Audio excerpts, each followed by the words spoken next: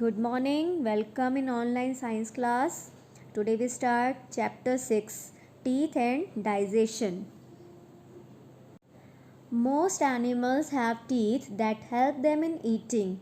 Teeth are very important to us as they crush the food we eat. Crushed food is easily digested in our body. Teeth of human beings also help them to speak. Besides, they also give proper shape to the face. A newborn baby has no teeth, so he cannot chew food. That is why for a few months a baby only drinks milk or other liquids.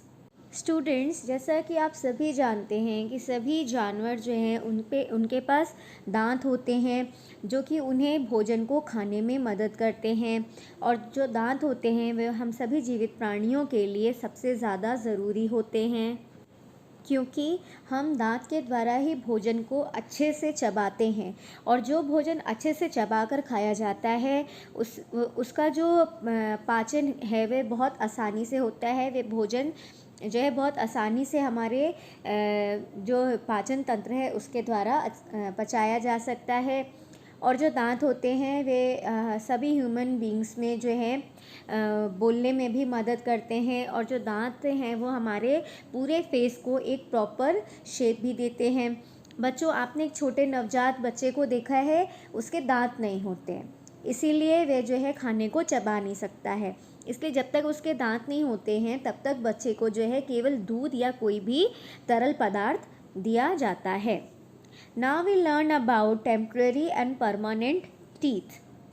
Teeth are present in our mouth on the upper and lower jaw. जो दांत हैं वो हमारे मुंह में ऊपर के जबड़ों में और नीचे के जबड़ों में होते हैं। You know that a baby is born without teeth. Teeth begin to emerge when the child is about 6 months old. They appear slowly, 1 or 2 at a time. A child usually has a set of 20 teeth by the age of 2.5 years. These are called temporary teeth or milk teeth. Student, आप सभी जानते हैं कि जो नवजात बच्चा होता है उसके दांत नहीं होते हैं, ठीक है। धीरे धीरे जब बच्चा 6 महीने का हो जाता है तब उसके दांत निकलने शुरू होते हैं। फिर धीरे धीरे क्या होता है कि उसके 1 दांत 2 दांत टाइम टू टाइम निकलते रहते हैं। और जब बच्चा लगभग 2.5 साल का हो जाता है तो कम से कम उसके जो है 20 दांत होते हैं, और इन दांतों को टेम्परेरी टीथ या मिल्क टीथ यानी कि दूध के दांत भी कहते हैं। Students, look at these diagrams. These are temporary teeth and permanent teeth. Students, you can understand easily by this image about teeth names. First we learn about primary teeth, means temporary teeth. There are 4 types of teeth in primary teeth or temporary teeth. Students, यहाँ पे जो आप ये green colour के teeth देख रहे हैं ये कहलाते हैं इंसीजर्स। ऑरेंज कलर में जो टीथ आप देख रहे हैं ये कहलाते हैं कैनेनाइन्स। स्टूडेंट्स, ब्लू कलर में जो टीथ आप देख रहे हैं ये कहलाते हैं मॉलर्स।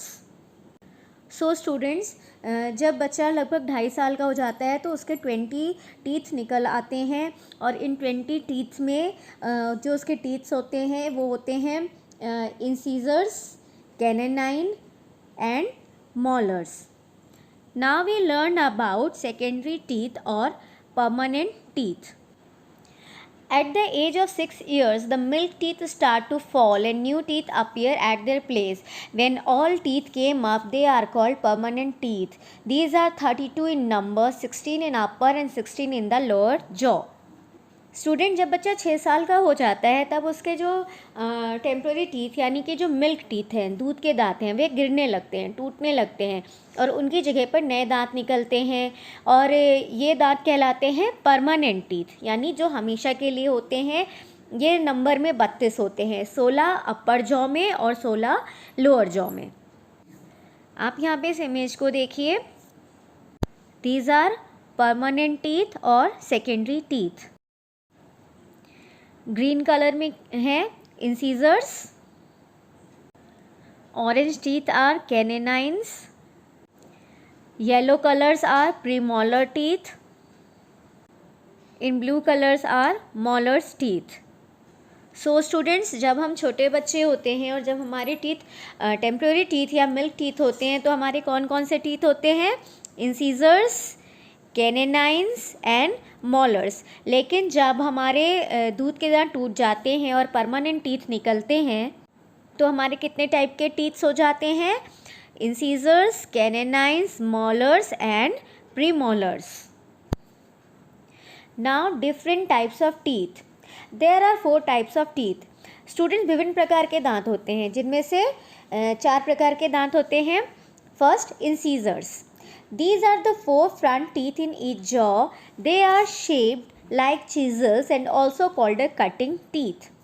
सबसे पहले क्या होते हैं? इंसीजर्स. इंसीजर जो है हमारे दोनों ऊपर और नीचे के जबड़े में जो सामने के 4 दांत होते हैं वे होते हैं इंसीजर्स. इनका शेप जो होता है थोड़ा नुकीला होता है और ये जो है खाने को, फूड को काटने के काम आते हैं. मतलब कैंची के शेप जैसा इनका जो शेप होता है. Second, canines. These are sharp tooth on either side of the cutting teeth. There are total 4 canines next to the incisors, one on each side in each jaw. Canines are used for tearing the food, hence they are also called the tearing teeth.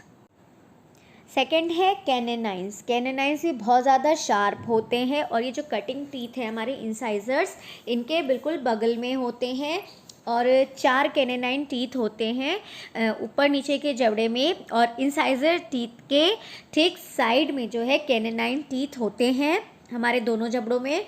और कैनेनाइन का क्या use होता है? कैनेनाइन का use होता है खाने को फाड़ने के काम आते हैं और इसीलिए कैनेनाइन्स को टीयरिंग टीथ भी कहते हैं. Third, premolars.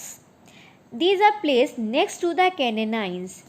There are 4 sets of premolar, 2 sets in the upper jaw and 2 sets in the lower jaw. Each set consists of 2 teeth. They are used for crushing the food. Premolars are also called as cracking teeth. Students, canine के ठीक बगल में premolars होते हैं. ये 4 sets होते हैं premolar के और जो है 2 सेट ऊपर के जबड़े में और 2 सेट नीचे के जबड़े में होते हैं और प्रत्येक सेट में 2-2 दांत होते हैं. और इनका क्या काम होता है? प्रीमोलर्स का काम होता है खाने को अच्छे से क्रश करना.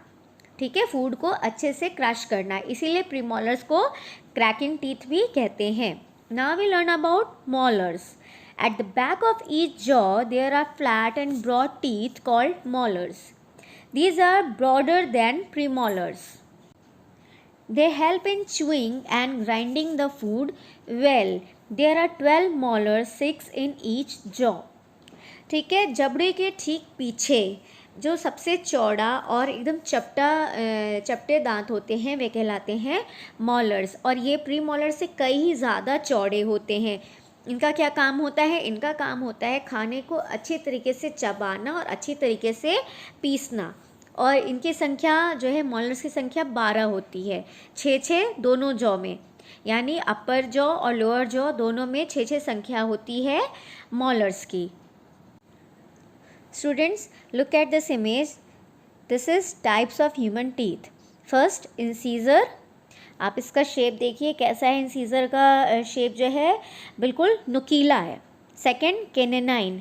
कैनेनाइन का शेप भी इंसीजर के जैसे नुकीला है. प्रीमोलर. प्रीमोलर कैसा है? थोड़ा सा चौड़ा है. और मोलर क्या है? वो प्रीमोलर से कहीं ज़्यादा चौड़ा है और बिल्कुल चपटा है. Parts of a tooth. A tooth has following 3 parts: crown, neck, root. अब बच्चों, जो हमारे टूथ हैं हम उसके पार्ट्स के बारे में पढ़ेंगे. वो 3 पार्ट होते हैं: crown, neck, root. Crown is the part that we can see outside the gum. Crown क्या होता है? क्राउन जो है टूथ का वह पार्ट होता है जो कि हमें बाहर मसूड़ों पे, गम मतलब मसूड़ों पे दिखाई देता है, जिसमें कि हमारे दांत लगे हुए होते हैं, वो कहलाता है crown. Root. Root is the part of a tooth inside the gum. Root क्या होता है? रूट का मतलब जड़, जो हमारे दांतों की जो जड़ होती है जो कि गम के अंदर होती है, जो कि हमें दिखाई नहीं देती है, तो वह कहलाती है root. Look at this diagram. This is parts of a tooth: crown, neck and root. And this is internal structure of a tooth. Let's learn about it. The outermost white part of a tooth is called the enamel. Students, जो दांत का सबसे बाहर का सफ़ेद part होता है वह कहलाता है enamel, which is the hardest substance in our body, जो कि हमारी बॉडी का सबसे कठोर पार्ट होता है. Below the enamel lies another hard part called dentine, like a bone. enamel के ठीक नीचे जो दूसरा सबसे ज़्यादा कठोर पार्ट होता है वह कहलाता है डेंटाइन. ये एक हड्डी के जैसा होता है. Inside the dentine is the pulp, which is very soft. It contains blood vessels and nerves in it. और डेंटाइन के ठीक अंदर जो होता है वो होता है पल्प. ये बहुत ज़्यादा मुलायम होता है और इसके अंदर क्या क्या होते हैं? खून की सारी नसें होती हैं. Students, did you know a fact? Enamel is the hardest substance in the body. It protects the tooth against decay and wear and tear caused by chewing. बच्चों, क्या आपको पता है कि जो इनेमल होता है वह हमारी बॉडी का सबसे ज़्यादा कठोर पार्ट होता है और ये हमारे दांत को जो है अनेक प्रकार की बीमारियों से बचाता है और ये हमारे दांत को खाने को चबाने और फाड़ने के समय किसी भी परेशानी से बचाता है. Now we learn about how to care of our teeth. Students, अब हम पढ़ेंगे कि हमें अपने दांतों की देखभाल किस तरह से करनी चाहिए. Care of the teeth is very important for us. We can save teeth from decay by taking care of them. When we chew food, the bits of food stick to the teeth and cause growth of bacteria. If teeth are not cleared properly, germs can grow on them and form a yellow sticky layer called plaque. These germs change the sugar present in food particles into an acid. This acid attacks the enamel and makes a hole called cavity. When the cavity reaches the pulp, the tooth starts paining. Tooth decay results in bad breath, toothache, indigestion and bleeding gums.